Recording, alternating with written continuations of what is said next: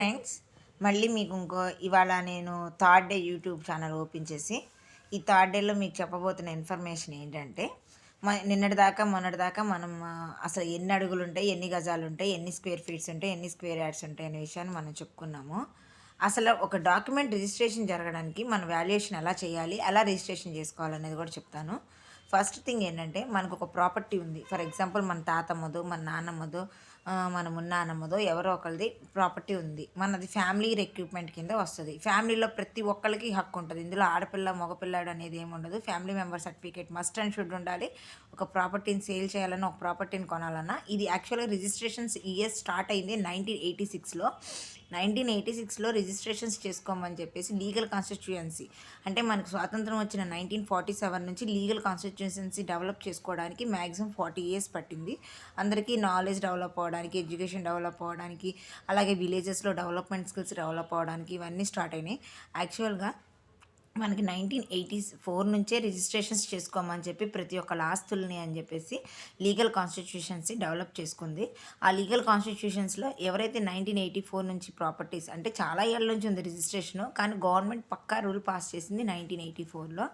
So ఎవరి ఆస్తులు ఏమున్నా అవి రిజిస్ట్రేషన్ అయ్యి ఉండాలి కంపల్సరీ, లేకపోతే అది నాన్ రిజిస్టర్డ్ కింద వెళ్ళిపోతుంది అన్నప్పుడు కొన్ని విలేజెస్లో register offices, sub register offices start చేశారు. సో సబ్ రిజిస్టర్ స్టార్ట్ చేసిందే పక్కాగా 1986 నుంచి ఫాలో అప్ అవ్వడం మొదలైనవి బాగా.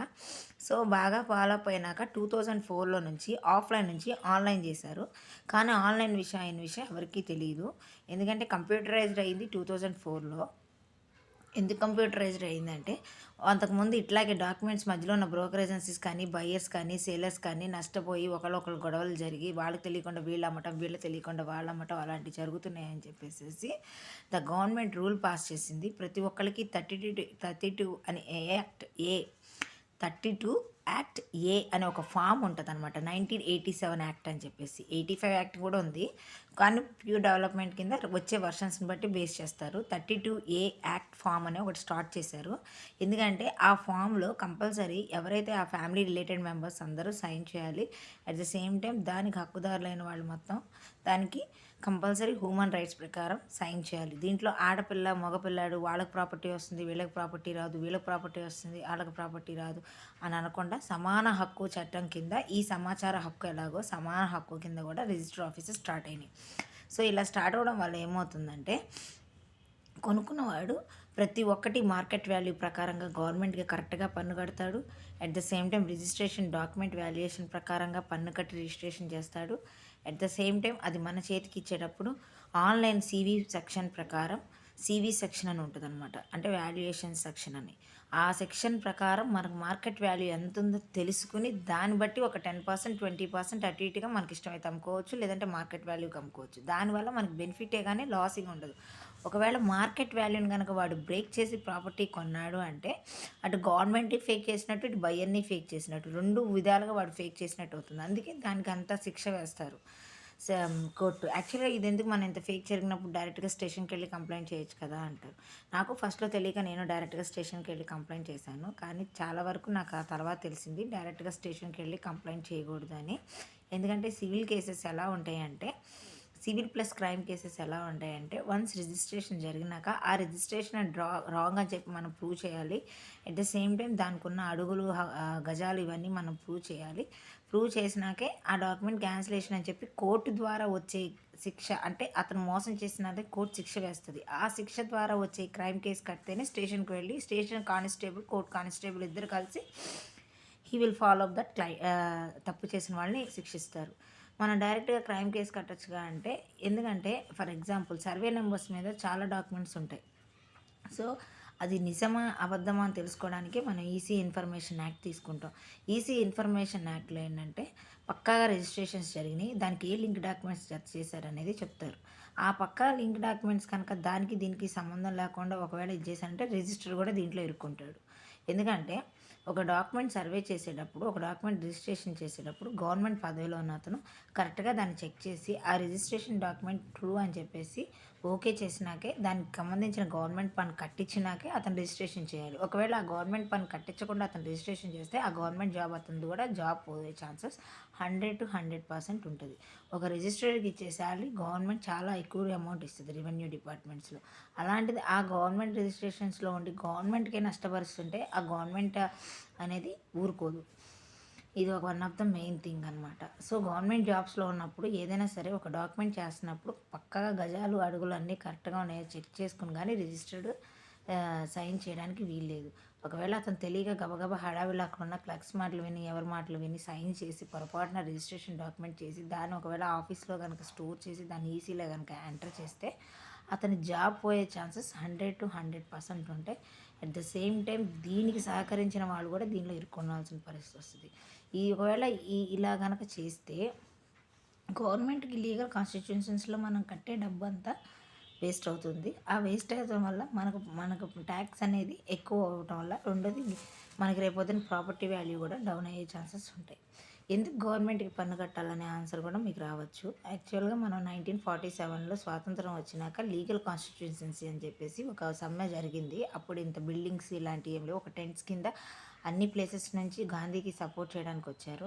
లీగల్ కాన్స్టిట్యుయెన్సీ అని. ఈ లీగల్ కాన్స్టిట్యుయెన్సీ అంటే ఏం లేదు. మన కమ్యూనిటీలో ఉన్న ప్రాపర్టీస్ అన్నీ గవర్నమెంట్ కింద మార్కెట్ వాల్యూ చేసినాకే మనం సేలర్స్, బయర్స్ చేసుకుంటాము. అలా చేయటం వల్ల పక్క స్టేట్స్ నుంచి, పక్కన కంట్రీస్ నుంచి ఎవరు మన ప్రాపర్టీని కాజేయకుండా ఉండటం కోసం ఇలా గవర్నమెంట్ రూల్స్ ఏ స్టేట్‌కి, ఏ కంట్రీస్‌కి అవి ఫాలో అప్ చేసుకోవడం జరిగింది. దాని ద్వారానే మన ఫామ్ అయింది government of India, government of AP, government of UP, ఇలా అన్ని స్టేట్స్ ఫామ్ అయినాయి. సో, మనం గవర్నమెంట్ యొక్క స్టాంప్ రెగ్యులేషన్ అనేది చాలా ఇంపార్టెంట్. ఇప్పుడు మనం ఒక ఆధార్ ఎంత ఇంపార్టెంటో ఇది కూడా అంతే విధంగా ఇంపార్టెంట్ అనమాట. దీన్ని గనక మనం బ్రేక్ చేస్తే ఇట్స్ ఎ బిగ్ క్రైమ్. ఎందుకంటే ఈ బ్రోకర్ ఏజెన్సీస్ ఏంటంటే వాళ్ళకి ఒక ల్యాండ్ అమ్మితే వాళ్ళకి వచ్చే పర్సంటేజ్ మీద బెనిఫిట్ అయి బతుకుతారు. సో, దానివల్ల ఏమవుతుందంటే ఒక బయ్యర్ ఏం చేస్తాడు, తక్కువలో ఎక్కువ ప్రాపర్టీ వచ్చేస్తుందని గబగబా వెళ్ళి కొంటాడు. కొనంగానే ఏం జరిగిద్ది, అక్కడున్న డాక్యుమెంట్ని టైఅప్ చేయకుండా, అక్కడున్న స్క్వేర్ యార్డ్స్ని, స్క్వేర్ ఫీట్స్ని టైఅప్ చేయకుండా, దాని మార్కెట్ వాల్యూ టైఅప్ చేయకుండా, ఈవెన్ దో ఒక 2 lakhs అమౌంట్ ఎక్కువగా ఉన్నా కూడా దాన్ని చెక్ రూపంలో మనం ట్రాన్స్ఫర్ చేసి డీడీ తీసి డాక్యుమెంట్లో ఫిట్ చేయాలి. అవేం ఫిట్ చేయకుండా బ్లాక్ మనీ దీని నుంచి చలామణి చేసినా కూడా ఇట్స్ ఎ బిగ్ క్రైమ్ అనమాట. సో, దాని ద్వారా కూడా ఇలా ప్రాపర్టీస్ బై కొని చాలామంది కోటీశ్వరులు అయిన వాళ్ళు ఉన్నారు. కానీ ఇప్పుడు ఏంటంటే గవర్నమెంట్ అంతకుముందులాగా లేదు. ఇప్పుడు అందరికీ నాలెడ్జ్ ఉంది, అందరికీ ఆన్లైన్ అయినాయి, అందరికీ స్టాండర్డ్స్ పెరిగినాయి, అందరికీ డెవలప్మెంట్ స్కిల్స్ డెవలప్ అయినాయి. సో, ప్రతి ఒక్కరి చేతిలో మొబైల్ ఉంటుంది. ప్రతి ఒక్కరు మొబైల్ని ఫాలో అవుతున్నారు. ప్రతి ఒక్కళ్ళు న్యూస్ అప్డేట్ చేసుకుంటున్నారు. సో, అందరికీ ఇప్పుడు స్కిల్స్ డెవలప్ అయినట్టే. ఫర్ ఎగ్జాంపుల్ అదర్ కంట్రీస్‌లో ఏంటంటే they are not great. They are follow up the rules of education. So, మన స్టేట్‌లో కూడా రూల్స్ ఆఫ్ ఎడ్యుకేషన్ ఉంది. కానీ మన వాళ్ళు ఫాలో అయ్యేదానికన్నా ఎక్కువగా వేరే వాటిలో ఫాలో అయ్యే వాటిలో ఎక్కువ ఉంటారు. సో, అవన్నీ మీరు థింక్ చేసుకోకుండా మైండ్‌లో ముందు మన ఫ్యామిలీకి, లైఫ్‌కి ఏది important, first property, the surveillance is very very important. And need of resources అనేది మన ఫ్యామిలీకి చాలా ఇంపార్టెంట్. సో, మన ఫ్యామిలీ నుంచి వచ్చే తరతరాల హక్కులు, ఆ హక్కులు మనం బ్రేక్ చేసుకోవడానికి ఇక్కడ ఎవరికి రైట్స్ లేవు. That is human rights of responsibilities. That is 5 rights. మనం ఆల్రెడీ చదివే ఉంటాం చిన్నప్పటి నుంచి అన్ని విషయాల్లో. ప్రతి పుస్తకంలో రాసే ప్రతి ఒక్క అక్షరం మన జీవితంలో ఉపయోగపడే ప్రతి ఒక్క రూల్ అనమాట. సో, మనం ఆ రూల్స్ బ్రేక్ చేసుకుని వెళ్తే ద గవర్నమెంట్ ఆఫ్ అనేది డెవలప్ అవ్వేదానికన్నా ఎక్కువగా బ్రేక్ చేసే సెన్సెస్ 100% ఉంటుంది.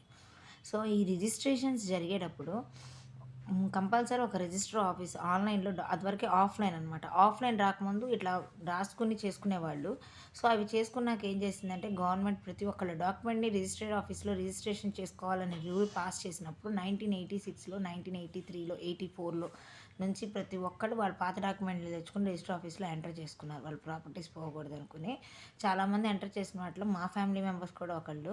సో, మా ఫ్యామిలీ మెంబర్స్ ఎంటర్ చేసినప్పుడు ఏమైందంటే యాక్చువల్‌గా డాక్యుమెంట్ ప్రకారం, ఈసీ ప్రకారం ఎవరు వెళ్ళకుండా వాళ్ళ ఇష్టానుసారంగా ఒకడు తక్కువలో ఎక్కువ అమ్ముకుంటే బాగుంటుందని మా ఇంట్లో ఉన్న పర్సన్ ఒకతను మమ్మల్ని మోసం చేసి, వాళ్ళని ఎంకరేజ్ చేసి, నా అపోజిట్ పర్సన్‌ని ఎంకరేజ్ చేసి అట్లా డాక్యుమెంట్‌ని వాల్యుయేషన్ లేకుండా, మార్కెట్ వాల్యూ లేకుండా అమ్మేయడం జరిగింది. అమ్మడం గాదు. దాన్ని ఒక విధంగా రాశారు. అసలు మీకు డాక్యుమెంట్ ఫేక్ డాక్యుమెంట్ ఎలా ఉంటదో మీకు ఖచ్చితంగా నేను నెక్స్ట్ వీడియోలో చూపిస్తాను. అంత పక్కా ఫేక్ డాక్యుమెంట్ ఉన్నదాన్ని మేము డైరెక్ట్గా స్టేషన్కి వెళ్ళి కంప్లైంట్ చేయొచ్చు. బట్ కంప్లైంట్ చేయడానికి రైట్స్ లేవు. ఎందుకు లేవు అని అంటే, ఒక డాక్యుమెంట్ అనేది గవర్నమెంట్ ఆఫ్ రెవెన్యూ నుంచి వస్తుంది. అది గవర్నమెంట్ ఆఫ్ రెవెన్యూ నుంచి వచ్చేటప్పుడు ఎటువంటి క్రైమ్ కేసు కట్టమనే హక్కు ఒక గవర్నమెంట్ ఆఫ్ లాకే ఉంటుందే తప్ప ఒక గవర్నమెంట్ ఆఫ్ క్రైమింగ్ అసిస్టెంట్ పర్సన్స్కి ఉండదు. That is police. ఎందుకు అని అంటే పోలీస్కి ఆర్డర్ పాస్ చేసేది గవర్నమెంట్ ఆఫ్ లా. సో ఈ గవర్నమెంట్ ఆఫ్ లా నుంచి వచ్చే ప్రతి ఒక్క రూల్ని పోలీస్ వాళ్ళు టేకప్ చేసుకుని దాని మీద వాళ్ళు మూవ్ అయ్యే ఛాన్సెస్ 100% ఉంటుంది. సో ఒక దొంగనైతే ఈజీగా మనం పట్టుకున్నా కూడా అతను ఆల్కహాలిక్ కన్జప్షన్ అయితే అతను మనం అరెస్ట్ చేయడానికి కూడా రైట్స్ లేవు. సో ఎందుకనంటే అతను ఫిజికల్గా కన్నా మెంటల్గా ఎక్కువ డిస్టర్బ్ అయ్యి ఇలాంటివి చేస్తున్నారు కాబట్టి అతని behaviour control of legal constitutions మీద ఫాలోఅప్ చేస్తారు. సో ప్రతి ఒక్కటి ఇలాగే మూవ్ అవుతూ ఉంటుంది. సో దయచేసి మీరందరూ తెలుసుకోవాల్సింది ఏంటంటే, మన ప్రాపర్టీలో ఒక డాక్యుమెంట్ కనుక తాతనది ఉంది అని అంటే ఆ డాక్యుమెంట్కి రిలేటెడ్ ఉన్న లింక్ డాక్యుమెంట్స్ కరెక్ట్గా ఉన్నాయో లేదో చూసుకోవాలి. అట్ ద సేమ్ టైం ఆ లింక్ డాక్యుమెంట్స్ కనుక కరెక్ట్గా లేకుండా వాడు రిజిస్ట్రేషన్ చేయించుకున్నాడు అనుకో, బయ్యర్ కనుక, బ్రోకర్ ఏజెన్సీస్ కనుక ఎవరైనా ఏదైనా, అది బిగ్ క్రైము. గవర్నమెంట్కి కరెక్ట్గా ట్యాక్స్ కట్టే కానీ మనకి రిజిస్ట్రేషన్ చేయడానికి లేదు, రిజిస్ట్రేషన్ చేయించుకోవడానికి వీలేదు. రిజిస్ట్రేషన్ డబ్బులు బయ్యరే పెట్టుకుంటాడు, సెల్లర్ పెట్టుకోడు. ఎందుకంటే బయ్యరు అన్నిటికీ విల్లింగ్ అయ్యే కొనుక్కోవడానికి ప్రాపర్టీ వస్తాడు. అప్పుడు ఆ రిజిస్ట్రేషన్ ఖర్చు కూడా బయ్యరే పెట్టుకుంటాడు, సెల్లర్ పెట్టుకోడు. సో బయ్యర్ ఏం థింక్ చేస్తాడు, తక్కువలో ఎక్కువ ప్రాపర్టీని తీసుకుని దాన్ని ఎక్కువ రేటుకి అమ్ముకోవడానికి ఇది ఒక రియల్ ఎస్టేట్ బిజినెసెస్గా ఫామ్ అవుతున్నాయి చాలా వరకు. సో దానివల్ల కొన్ని కోట్లు సంపాదించిన వాడు ఉన్నారు. తర్వాత దానివల్ల ఫేస్ చేసే ప్రాబ్లమ్స్ గవర్నమెంట్ నుంచి బోలెడు కంప్లైంట్స్ వెళ్తున్నాయి. 100 to 2100 వంటి దాదాపు మిలియన్స్ ఆఫ్ కంప్లైంట్స్ ఇన్ భూసేకరణలో. హైదరాబాద్లో మీరు వినే ఉంటారు, కొన్ని కూల్చివేసేయడం కూడా జరిగింది. దానికి రీజన్ కూడా అదే. వాళ్ళు సర్వే నెంబర్ ప్రకారంగా, డాక్యుమెంట్ ప్రకారంగా ఇల్లీగల్గా కట్టిన, ఇల్లీగల్ కన్స్ట్రక్షన్స్ జరిగిన వాటిని బ్రేక్ చేసే రైట్స్ గవర్నమెంట్కి ఉంటుంది. నేను వాడి దగ్గర తెలియక మోసపోయి కొన్నానంటే అది మిస్టేక్ గవర్నమెంట్ది కాదు, కొన్నవాడిది, అమ్మిన వాడిది. సో సర్వే నెంబర్స్ ఉంటాయి. సర్వే నెంబర్ మీద ఆ డాక్యుమెంట్ తీసినప్పుడు ఇది ఎన్నేళ్ళ నుంచి కొన్న డాక్యుమెంట్, ఎన్నేళ్ళ నుంచి ఉంటుంది అనేది చూస్తారు చెక్కింగ్. నెక్స్ట్ దాన్ని పడేసేటప్పుడు అది ల్యాండ్ హౌస్ అనేది చూసుకోవాలి. ల్యాండ్కి ఒక రేట్ ఉంటుంది, బిల్డ్కి ఒక రేట్ ఉంటుంది. కన్స్ట్రక్షన్ అయిపోయినాక దాని యొక్క ప్రాపర్టీ యాకర్స్కి ఒక రేట్ ఉంటుంది. పొలానికి వచ్చేసరికి మనకు 1 acre వచ్చేసరికి 13 lakhs అలా పడుతుంది government market according to land surveyors ప్రకారం. అదే కనుక సిటీలో కనుక మనకు సెంటు చూసుకుంటే కోట్లలో ఉంటుంది మార్కెట్ వాల్యూ. అదే కనుక మనం టౌన్స్లో చూసుకుంటే ల్యాక్స్ ఆఫ్ క్రోర్స్లో ఉంటుంది. అదొకటి. సెంట్స్ పెరిగే కొద్దీ దాని ల్యాక్స్ పెరిగితే దాని రేట్స్ పెరిగితే వాల్యుయేషన్ పెరిగిద్ది. వాల్యుయేషన్ కూడా చేంజెస్ ఉంటాయి. ఒక్కడిగే కానీ తీసి పడేయద్దు. ఆ ఒక్క అడుగులో కూడా వాల్యూ ఉంటుంది, కట్టి ఉంటుంది ఖచ్చితంగా గవర్నమెంట్లో. ఒక అడుగుకి 500, 1000, 2000, 3000 మార్కెట్ వాల్యూ ఖచ్చితంగా రేట్ ఉంటుంది. ప్రతి భూమి ఒక అంగుళానికి కూడా రేట్ కడుతూనే ఉంటుంది. ఎందుకనంటే మనం గవర్నమెంట్ ఆఫ్ ఇండియా అనేది పాస్ చేసినప్పుడు మన ఇండియన్ బోర్డర్ చుట్టూ మన ల్యాండ్ యొక్క రేట్ కాన్స్టిట్యూషన్సీ కూడా మార్క్ చేయబడుతుంది. దట్ ఈస్ మార్కెటింగ్ వాల్యూ అంటారు. సో మార్కెటింగ్ వాల్యూ అంటే ఇప్పుడు మన ఇండియన్లో రూపీస్, మన అదర్ కంట్రీస్లో చూసుకుంటే డాలర్స్. సో మనకెందుకు రూపీస్, అదర్ కంట్రీస్లో డాలర్స్? మనకి అన్నీ ఉన్నాయి, వాళ్ళకి అన్నీ ఉన్నాయి, మనం వాళ్ళగా అన్నీ ఫాలో అవుతున్నాం. వై మన వాల్యూ వాళ్ళ వాల్యూ ఎందుకు చేంజెస్ అంటే there is a lot of difference is they.